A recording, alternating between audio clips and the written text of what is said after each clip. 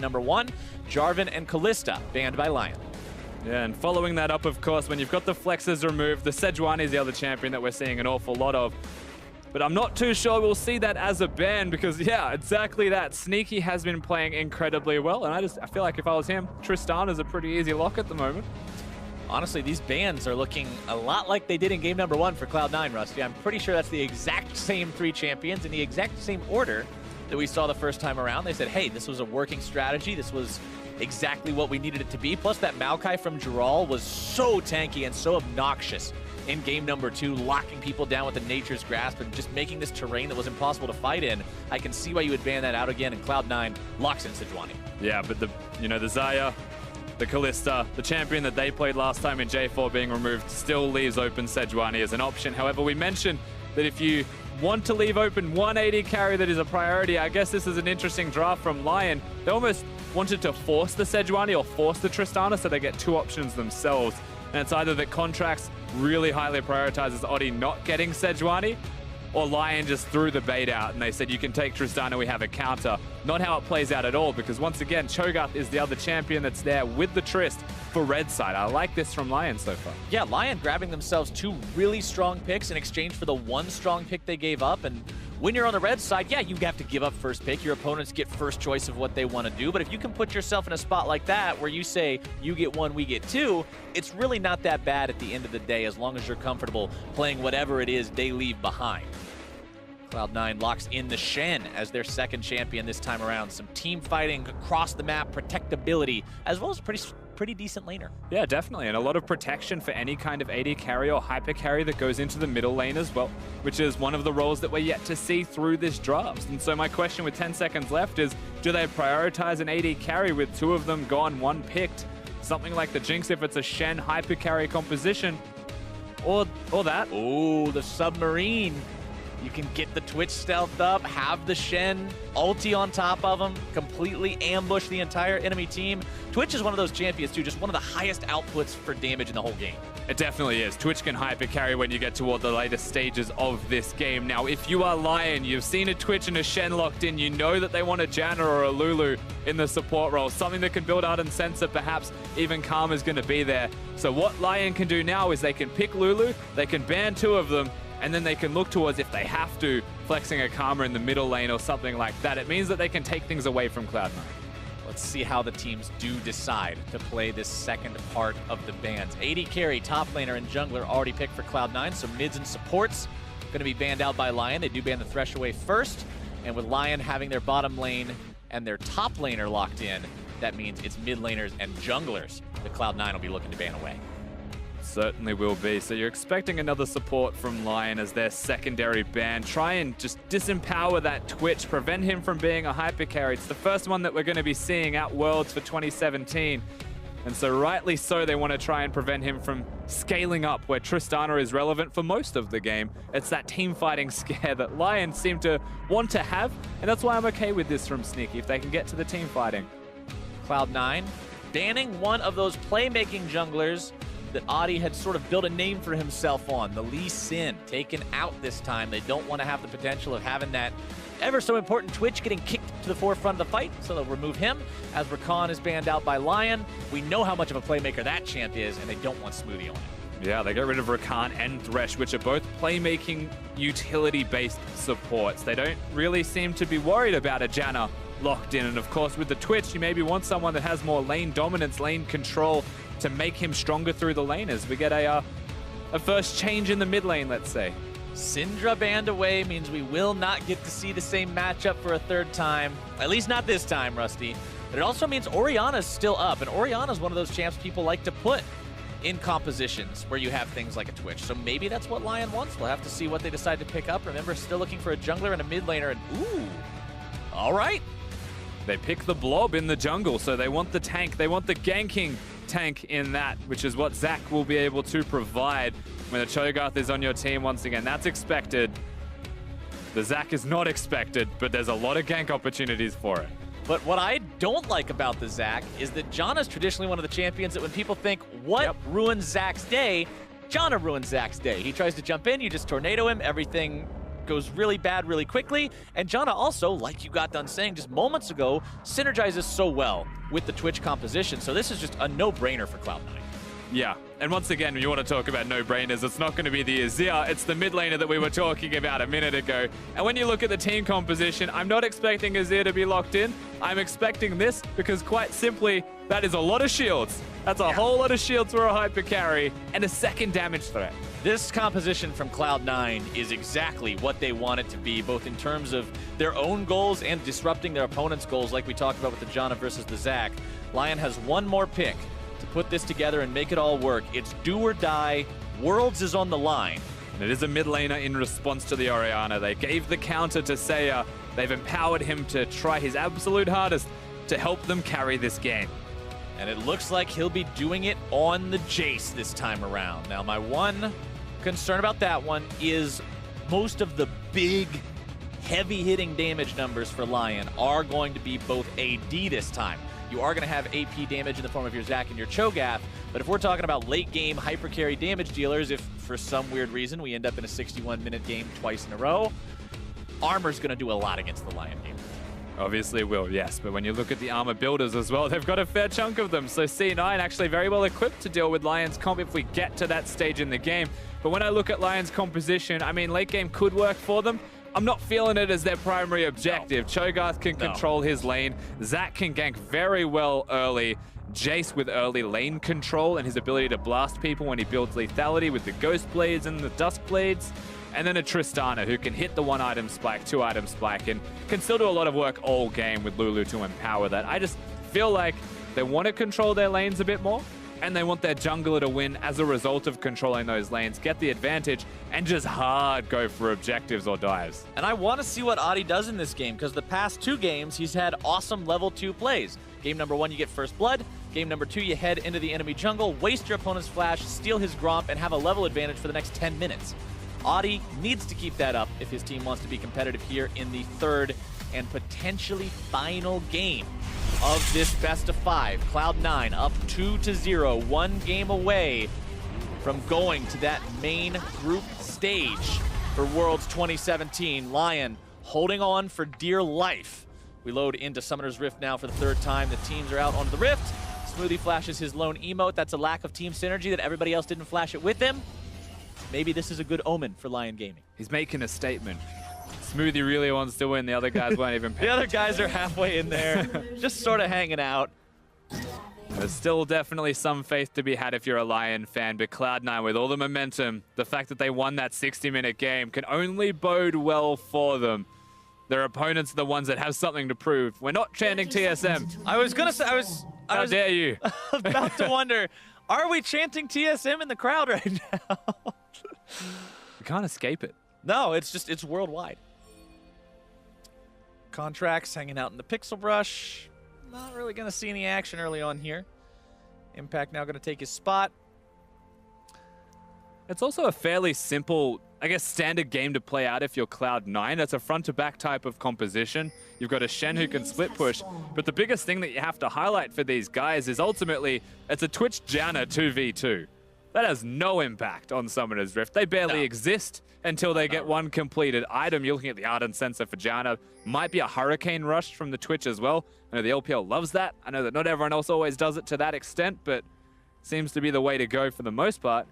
It just means that Lyon have so much early, perhaps tempo advantage if lanes play out as expected. And so for C9, any kind of advantage is a good advantage. Any kind of neutralization of something is great as impact. Speaking of early game moves, this time Adi's the one who's having the moves made onto him. Impact just moving up, disrupting this jungle as much as he can, but he's got to get back to his own lane. Sneaky, honestly eating a lot of damage from that explosive charge. Pops the barrier super early. Welcome to the lane. Genthix has Ignite. White Lotus still has his Summoners. Smoothie going pretty aggro onto Genthix himself. Sneaky trying to get in there for a little bit of extra damage, but Genthix continues to walk away. Yeah, Genthix actually overstays his welcome there with a couple of auto attacks, but ultimately you're still looking at advantage going to Lyon, who's mid lane.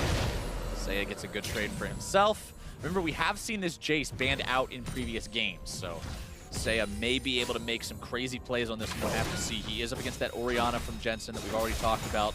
being one of Jensen's comfort picks, one of the ones that Cloud9 will often default to when it's time to really hunker down and win the game. Contract working on his own blue buff. Giral wanted to come up and try to stop that, but not really any success there. Impact with a not quite accurate taunt. Thought Giral was going to go a little bit further forward than he did. I'm calling that a dodge more than a miss, though. I'll give credit to Giral for the fancy footwork, actually stuttering and walking backwards to dodge the taunt. But Contracts is here. I assume he's now invisible. There he is. Wants to make sure the Arctic Assault is back off the cooldown, charges in, immediately gets the flash. Yeah, very much a respectful flash from Giral, but it's now gone. And so throughout that top lane, there's 5 minutes of opportunity to take him down. Look at the stats comparison between these two guys on your screen right now. These 80 carries that we've been saying these games are all about. Kill participation very close, but a slight edge for White Lotus. Damage per minute very close, but a slight edge for Sneaky. But the KDA, Sneaky with a 17. And the thing is, like, a 17 KDA is incredible, but you don't look at White Lotus and say, oh no, man's got a 7 KDA, that's pretty bad. Like, 7's insane. Ridiculous. I mean, you look at normal stats, people don't have 7s. He's 0-2 in a best of 5 and his KDA is 7. It's a little bit silly. This guy is honestly showing himself as an incredible 80 carry talent, especially from an emerging region. Right now, finds himself on the losing end of a trade against Sneaky and Smoothie. Sneaky running out of mana pretty quickly, though. And yeah, so at first you look at the trades that Genthix was having with Smoothie and saying that it doesn't matter too much. And the reason that I said it doesn't matter too much is quite simply because Genthix starts with 3 potions when you're playing a support, just in any lane. But now he has no potions left and is still at half health, which means that C9 have just outright won this in the 2v2. That's a Tristana Lulu just losing to the Twitch Janna. That lane that we said had no impact and would not do anything has apparently found a way to have some impact and do some things up against their opponents here. Sneaky going after White Lotus. Smoothie going to be following up. We got Contracts moving in down here as well. White Lotus jumping himself away. Does not have the heal any longer. Genthix Flash also going to be popped there by Contracts, as Audi is just a couple of seconds too late and can't come in to try to get anything in return. Yeah, Audi just flexes, grabs the ground, and realizes that is just a really unfortunate idea that he should not follow through with. Both flashes, sorry, one flash used by Genthix, the heal by White Lotus as he jumped away. Not a great position to find yourself in if you're the bottom lane of Lyon, where you should maybe be controlling that lane just a bit more. You've got the Ignite in the matchup. The barrier was used at level 1. Lions players, very mechanically talented for their own region, and honestly, they've proved themselves on the world stage here so far. That was one of the questions that we asked back at the start of the series was, you know, they're a big fish from a small pond, but are they just a guppy when they get thrown into a big pond? And the answer hasn't been yes. These guys have shown themselves to be a formidable fish, which is exactly where they want to be. This is how you prove yourselves. You come to these international events as an emerging region, as one of these underdog teams, and you step up and you take Cloud9 to a 61-minute game. You take WE to 2 closer matches than people expected, and you really showcase that you're putting in a lot of work to get where you are right now. Yeah, it's just fair to say they are good. That's what we've been seeing from Lyon. We knew that Cloud9 were good, so naturally our expectations for them are higher, and the fact that they get pushed to 61 minutes is something that you'll look at and say, how did they get pushed that hard? But they still show that they're capable of losing slowly, team fighting very well, and beating Lyon in one of their strengths that gets them to this elimination round in the first place, which is that team fighting. All right, taking a look at the map right now, you can see some wards being placed by both sides into the enemy side jungle. Keeping an eye on the bottom part of the jungle. Lion's trying to make sure Contracts doesn't sneak his way down there again. Really wants to protect that bottom lane that's now without a couple of summoner spells. While top side, Contracts focusing more on controlling the river. Keeping eyes on that enemy Raptor camp as well. Seeing where Audie's hanging around. Maybe if he wants to go towards that top end, try to tilt things in the favor of oh no, whoa, Smoothie. Tries to go for the flash into the knockup. Doesn't quite find what he's looking for. Sneaky. There's no heal. Wants another attack, but not quite able to get that one. Super nice polymorph out of Genthix at the end of that. Smoothie had a different idea to that of Sneaky, it feels like. Flashing forwards as Janna very rarely will get you the kill, but I mean, he hit the Q, hit the tornado. Didn't mean too much in the end, but they will try once again to push Genthix away. They want to perhaps get this minion wave under the turret before they recall. They should be able to go back to base though, based off the trade they just won. And that's the fundamental thing about all of what we're seeing right now, is that Sneaky's pushing it in before he recalls. He's got a 12 CS lead, that may still exist. Top lane had the flash blown, but it's now back up and available, and Contracts didn't gank them all. So you look at this and you're like, it's 0-0. Gold's only 600. It's pretty good for Lyon, but they're not winning, which is what you expected from it. Right, this is very closely resembling the first game between these two teams tonight, where Cloud9 built themselves up passive leads in the lanes just thanks to the fact that they were farming better and accumulating that gold through those methods. Contracts and Jensen, once again, blue buff doesn't go to the red side mid lane player is the name of this series. And Blue it side, is not blue stopping buff. here. Yep, blue side, blue buff. End of the story. Audi top side, level 6 on the Zac means you've got, we still call it Let's Bounce. I honestly don't remember the name. Yep, Let's Bounce. Is it really still called Ready to go. Yeah, it's really still called Let's Bounce. I thought we might have changed the name on it when the ability got changed around, but it is still the same one because he does bounce away with whoever is unfortunate enough to get stuck in the goop. I feel like it should be Let's Jump. That would probably make a little bit more Let's sense. slingshot back or something. I don't know. But in the meantime, he has managed to give a blue buff away to his mid laner. He just had to go to the other side of the map to find it. I mean, they still get it, adaptation. and that is Yeah. good from them to have that blue buff at all based off what we've been seeing in all of these games. Everything will equalize. As far as mid lane is concerned, Say is doing his part. He hasn't shopped and got anything meaningful for items, and he's not really going to be able to just destroy an Orianna this early on into the game. Jensen's doing quite well for himself. White Lotus is swapping lanes at the moment as well. This is the Lyon special, it feels like, and the second Sneaky notices, he just ults in there and clears the wave. Pushes that whole wave out. He has his jungler down here as well. They're saying, all right, you guys wanted to swap top. Well, you're going to give up turret first blood for it. But the question is, are they actually going to do that run? Oh, yeah. Tristana is up in the top side. And as soon as I pose that question, the camera switches back and makes me a liar before I can complete my sentence. Cloud9 gets themselves turret first blood. They got it in there very quickly. They had the cannon wave built up as well, and damage to the turret had already been done from all of the lane control that Cloud9 had for themselves, and they're not done when it comes to pushing. Janna's shields, Twitch having the attack speed bonus from being invisible and coming back out, means they're going to at least chunk this turret down. And we saw this last game. It was Cloud9 who actually had this done to them when Sneaky was pushing the top side and the tier 2 got attacked. Now Lyon looking to turn things around down here. Contract's going to be the one who's held in place.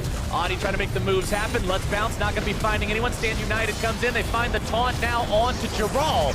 Nearly taken down there by the auto attacks from Sneaky. Barely gets himself away. Really deep from impact, but everyone's going to survive in the end. Nice cancel from Sejuani onto the Zac, as that is one of the longest arms you've that's ever a seen. really long arm. I was surprised that connected. I'm not too sure how it did, but it did. Then his arm just stretched for days. A champion that we didn't mention actually in the matchup is that Sejuani's quite good into Zac and was one of the later picks into the champion, as cancelled. Okay, Audi tries to go after Smoothie, but Smoothie says nope. Pops the ulti, denies him that one. Saya underneath his turret for now, facing the wrath of the Jensen Orianna, who's currently up just an ever so slightly to 5 CS, but Lyon is knocking on the bottom lane turret, seeing if they can take this one down, get themselves an overall objective advantage, and I think they will. And they just actually upset Cloud9's tempo by staying down here in the bottom lane. They had a lot of pressure done from the level 1 through 3 phase when they were pushing in consistently, doing damage to the enemy structure. But ultimately, Cloud9 overstayed to do damage to the bottom lane inner. And that's where they're made to punish for this, because they have to go back to base. Lyon do not need to go back to base, as they were the ones reacting and responding. And so they'll get the turret trade, which ultimately gives them the advantage, because Cloud9 only traded damage onto one, not the kill. But here's the funny thing, Rusty. 11 minutes into the game, still 0-0 in kills. Cloud9 is down in turrets, but they're up almost 1,000 in gold. And again, we have to go back to the farm. We have to go back to the individual mechanical player and champion matchups. Even like the ones we were talking about that you would expect the Tristana to win in bottom lane, and then they don't. They're losing by the most as well when you want to contrast those, as White Lotus has just found contracts. But you're right, when we look at the farm values, you can see how that translates to the gold as well. I mean, the gold difference isn't substantial everywhere or anywhere, but there is a difference everywhere. And even though it's a small amount, you know, 400 through support or like 300 through AD carry, at 12 minutes in the game, that starts to add up, and perhaps they finish an item one wave sooner. Perhaps it means that they'll get to the objective 1 minute earlier or have one extra ward, and that can make the difference in a game like this. League of Legends, the game of inches more often than not. Which team can manage to just eke out that slight advantage for themselves? Sneaky invisible here in the mid lane. Maybe he can bait a trap. Goes for Saya. Accelerated gauge shock blast takes off half the Smoothie's health in one hit. That's the problem with playing Janna. One of those big spells finds its way onto you, that sucker is gonna sting. And he wasn't even aiming for Smoothie, but that's just what happens when you're an Ardent Sensor support up against a lethality user in Jace. Saya's going to be able to do a lot of damage to Smoothie, but it was nice from Sneaky to get in there. Of course, the 2 shields on the Submarine Twitch will have an impact, just not yet, because honestly, he's just running around with a Zeal and Berserker Greaves. He attacks quickly, but it's not for a whole lot of damage. Yeah, that's about it. You shoot really fast, but not really hard. Contracts jumping in there to steal away the red buff. We'll take that one for free. Thank you very much, Oddie, for the leash. Just wins the smite battle, I believe. But it doesn't even cast the smite. I'm not even sure, yeah. Still off cooldown. Oddie smited and just didn't time it right. Oddie cooked it. Unlucky. Sneaky building towards what might be that Runeance Hurricane you were talking about. Who knows, maybe he'll just leave it there, go for a different item first instead, just wants the Zeal, but and I guess not quite sure. For reference as well, the reason that you can go for Runeance Hurricane when you've got a Janna on your team is usually the answer to that. Is the Ardent Sensor? Ardent Sensor and the shield that she gives being base AD as a bonus. You get to hit multiple people, attack faster, 4 more damage. It just means that Smoothie is attached at the hip to Sneaky, and there is no way that they should ever separate, and if they do separate, they're both useless unless they're both together, and then they're like a super machine. We talked about how synergistic this Cloud9 draft appeared before this game started, and honestly, Cloud9's drafts are something that sets this team apart both in their domestic play in the North American LCS and here in the play-in stage in 2017. Like, coming into this, we were talking about who's going to adapt to the meta the best, who's going to figure out the world's meta and be able to draft properly. Because you can have a great team, and if they draft like a bunch of goons, they're not going to live up to their potential because they simply are not playing optimized champions. Cloud9 has managed to draft themselves an incredibly coherent team composition, especially against what they're up against. And what you were explaining about the synergy between the bottom laners is a perfect showcase. Yeah, it just makes a bunch of sense, right? Pick a team composition that's super easy to execute, or is very difficult to execute, but in the most simple way possible, right? Like, Twitch needs to be a hyper carry. Well, how do we make that easier? 3 shields. Suddenly, Twitch is harder to kill, Twitch can hyper carry. So it's all about minimizing any kind of risks. And right now, with how they've been laning, the fact that we're at 15 minutes in the game and it's 3-0, it's going pretty well. Dear Lord, Jensen almost finding the solo kill onto Saya, but now he's the one who's going to be caught out. Stand United onto him from Impact. Accelerated shock blast may come through, not finding its way onto Jensen just yet. The turnaround onto the enemy jungler. Smoothie is here as well to keep these guys safe, popping the heal, and first blood over to Cloud9's mid laner. There's no teleport from Giral to keep them alive, so the kill's going to go down. Almost 2 with the blinking health bars of Saya. Cloud9 the first to make the play. And they're not just making the play for the kill, they dove mid lane, and they're still looking. You can see Contract stalking.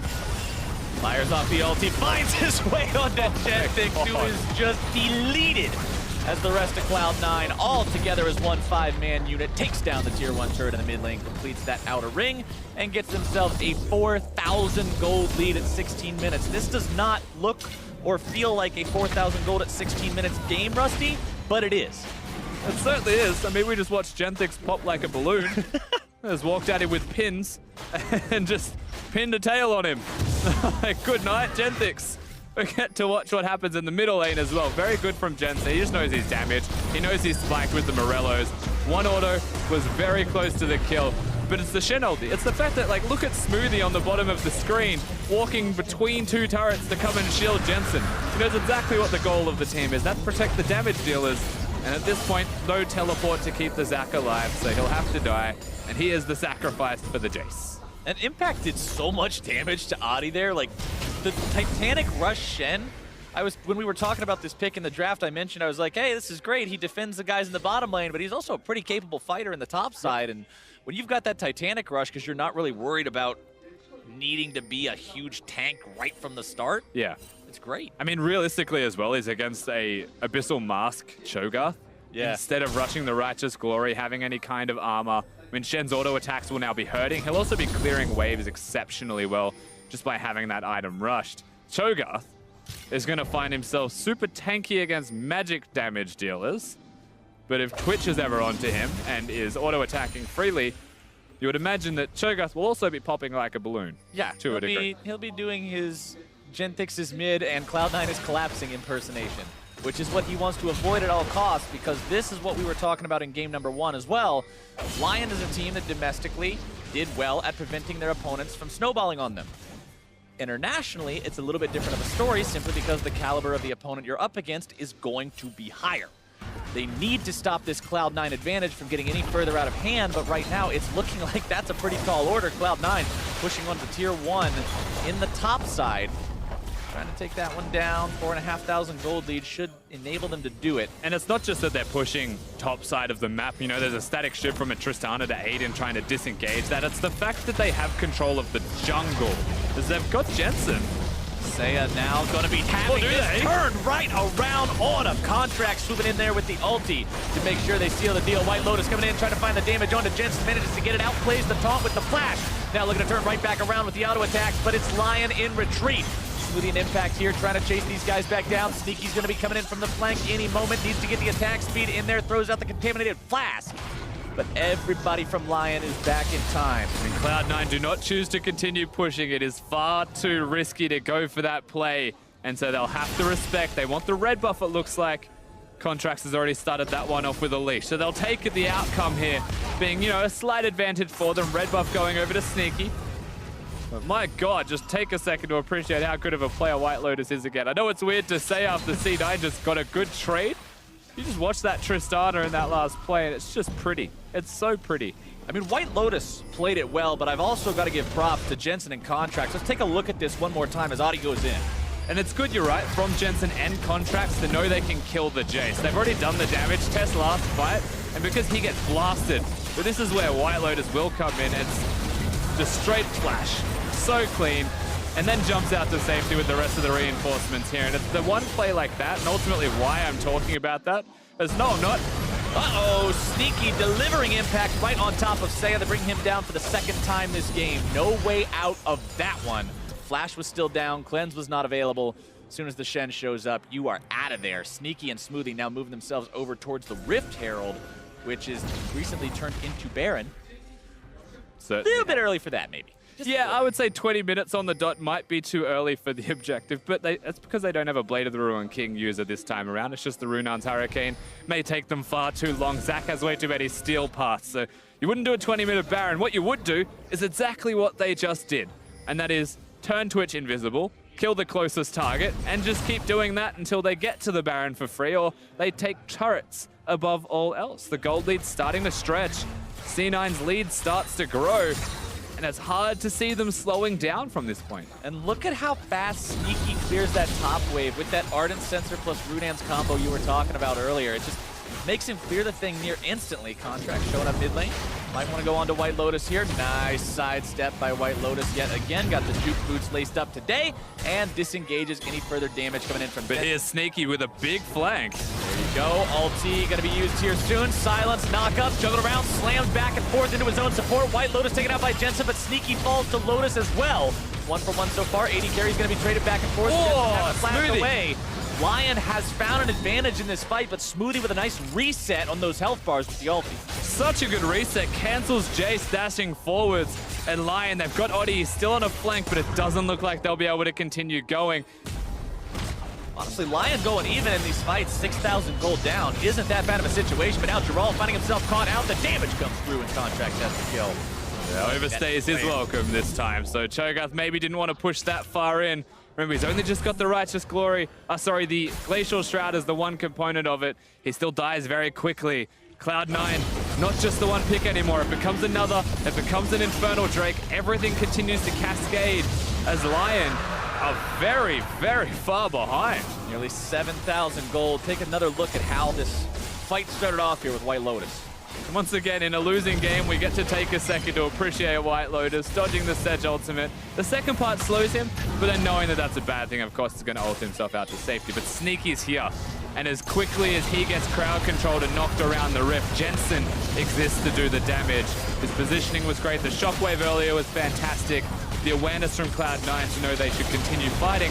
But then Smoothie, big disengage in a situation where maybe Cloud9 might have lost a member, might have been a really poor trade beyond just Sneaky going down. Not the case. 4, 1, and 2 on Jensen's Orianna, by the way, this game. 100% kill participation, 225 CS. So meeting that 10 CS per minute mark easily. This is the kind of performance that I was talking about when I said the comfort pick, the pick that they go to when they really just need to win the game. And he's showing up on that performance so far. Across the board, though, Seiya, this guy we were talking about being one of these insane players on the side of Lyon, these two carries stepping up time and again for these guys during their Worlds performance so far, having a bit rougher time this time around. 0, 2, and 1. Probably the most times we've seen him die early at all. And honestly, a lot of it has been just Jensen bullying him around. The shockwaves have resulted in the ability to dive more than the dive happening and a shockwave following that one up. Jensen's doing so much work alone. You're really starting to see Seiya with signs of struggle. And as good as individually these players can look, the team play from Cloud9 still looks that little bit more excellent as they start to pressure. Oh, speaking of excellent, Lulu is not about to have a very excellent time. Taken down by Sneaky, Smoothie, and Contracts together. There's just too much damage. Wild Growth, not enough. Oddie tries to escape and uses the blast plant, knocks two of them over the wall as well. Seiya in a bit of trouble. Damage He's Impact also does to him. just that taunt. not a teleport user in the bottom lane against the Shen. Cloud9 have free reign of everywhere else on the Rift. They'll use that to take down the enemy red buff. Contract starts up the Baron, brings the rest of the boys over. Looks like it's time to go for that big objective. 4 minutes ago was a little bit early. So Right many now, shields. just fine. I don't think that's actually going to be stopped at all. Giral has Flash. He has his ultimate. Zac also exists. Bash He's trying to go Brothers. for the Flash Feast. You never know. Impact, the lone man standing there with the Baron. Tanks it up for a very, very long time. Audi comes in. They're trying to steal this one away, but they can't do it. Contracts gets the secure. They get kills soon onto both members that jumped in. Lyon tries a desperation play to get themselves back into the game, but ultimately it's just not enough. Cloud9, 9K up. 25 minutes in. It took them a second, but they did, of course, realize in the end that Zac was still inside the pit, just in his passive form, so Shen will lock it down. Sneaky straight to the side lane with the Baron buff there. Good shockwave timing from Jensen to make sure the Feast couldn't go off, but they couldn't get the steal. And great work from Contracts, it seems, to secure that Baron at all. White Lotus getting himself stunned up. The damage in the CC from this Cloud9 team coordinating those nearly takes down the enemy AD carry, but Genthic's there with the shield and the Wild Growth to keep him alive. Yeah, they may not get him, but of course they will still get the turret as we watch his Contracts go straight over the wall to deal with the Cho'Gath. Really like his target priority there, going for Cho.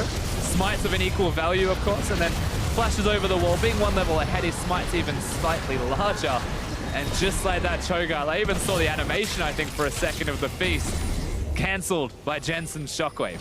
Jensen now having a Luden's Echo as well means those shockwaves are going to do that much more damage if they're the first thing to hit you. So you've really got to be aware of that ball positioning, exactly like we saw Cloud9 have to do when it was Seiya on the Orianna in game number 2.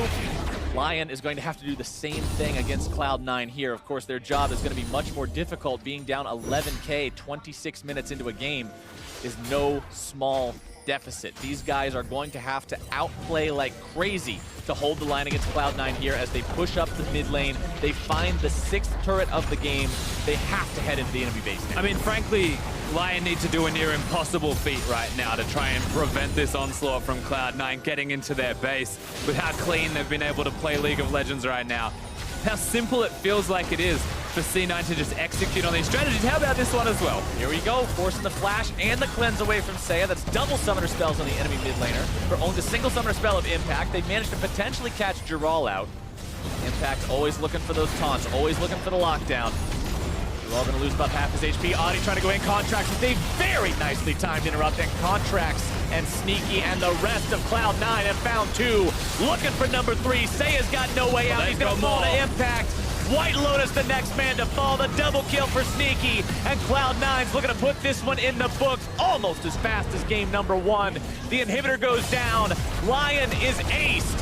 Cloud9 may have had to go through a fight in game number 2, but game 3 was just them putting the final nails in the coffin.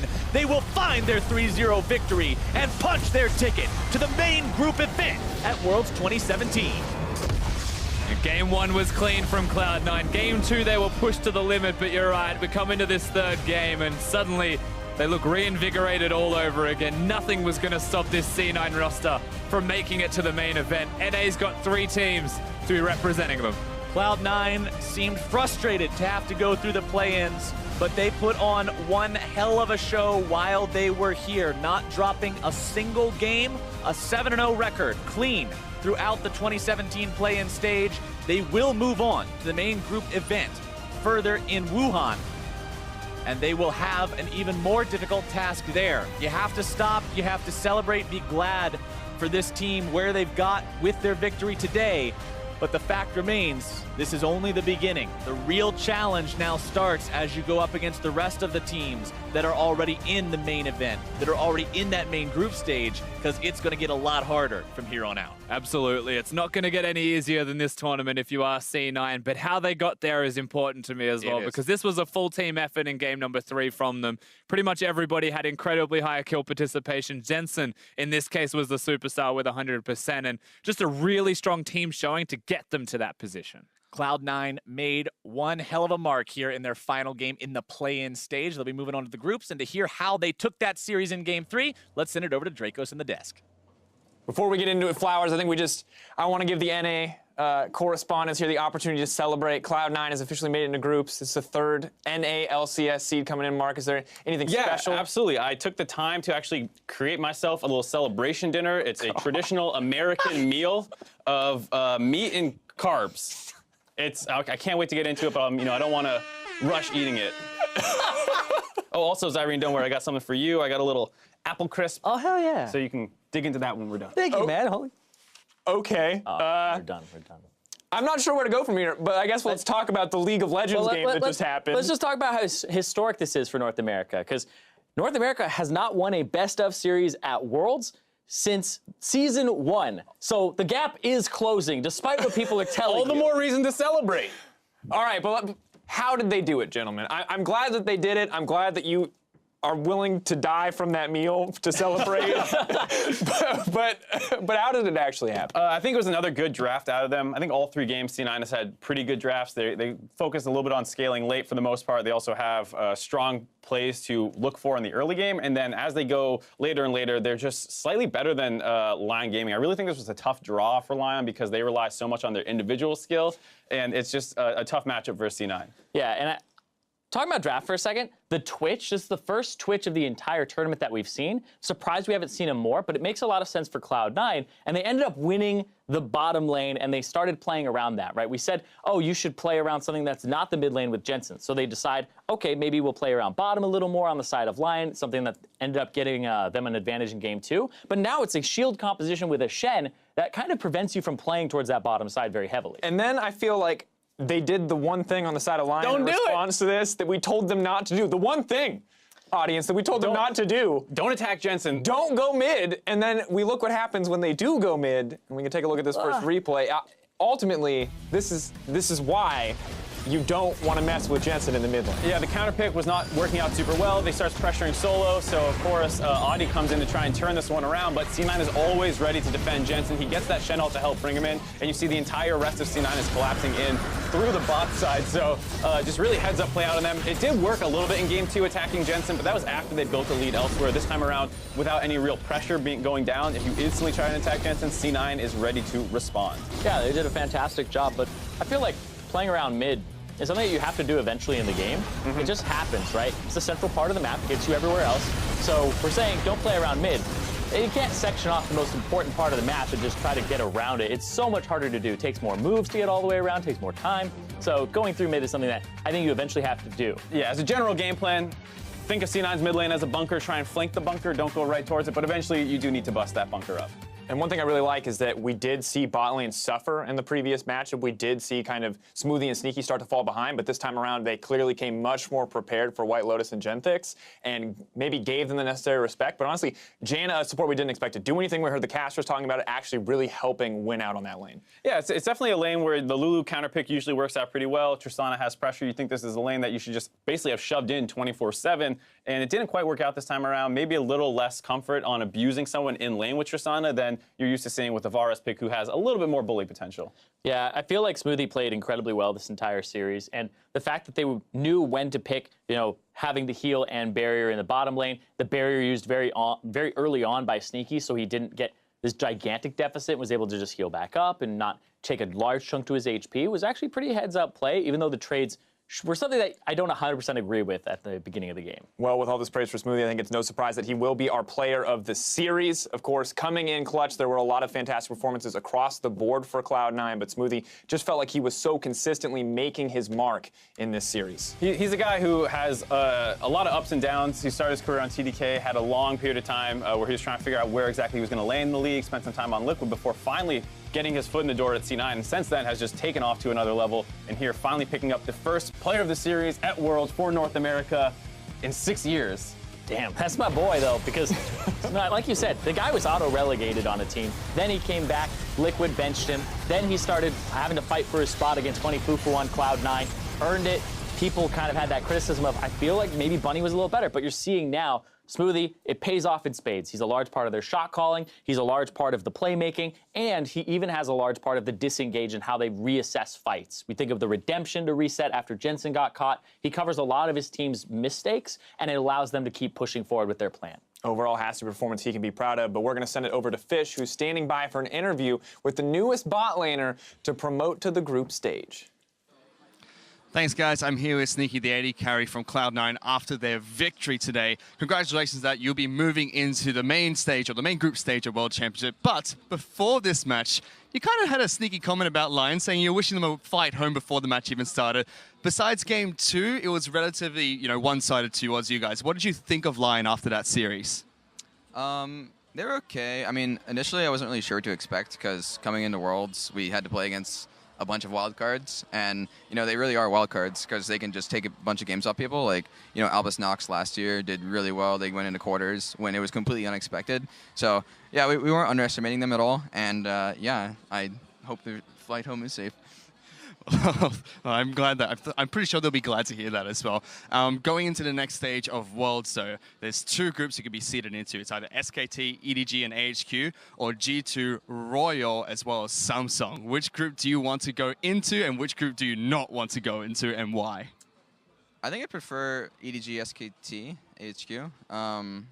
Honestly, I think EDG is probably able to be taken down.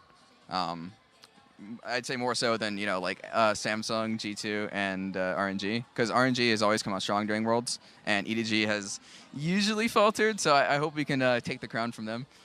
Well, let's see if you can do that as you move into the next stage of Worlds. And finally, since Cloud9 has been on the LCS, you've been to every single World Championship with them 5 times now, I believe. What's different this time, and what is it going to take for Cloud9 to go all the way? Well, we do have a lot of different teammates now. Well, obviously, we have contracts that's different for this year specifically. The rest of the members are the same. But yeah, it's been a long road. It's been pretty rocky. We had not the greatest split, and we ended up pretty decently at the end, and then we lost in playoffs. So now we're here in Gauntlet, hoping, or from the Gauntlet, hoping to prove ourselves once again. I mean, it's just a different team atmosphere. Before, I think Mios was a lot of the voice in the team, and I think I've kind of taken over that role, and it's a little bit different dynamic. So yeah, I hope we can prove ourselves. Well, hopefully you can do just that. Best of luck in the next stage of Worlds. We're going to go into a break. We'll be back with Hong Kong Attitude taking on Fnatic.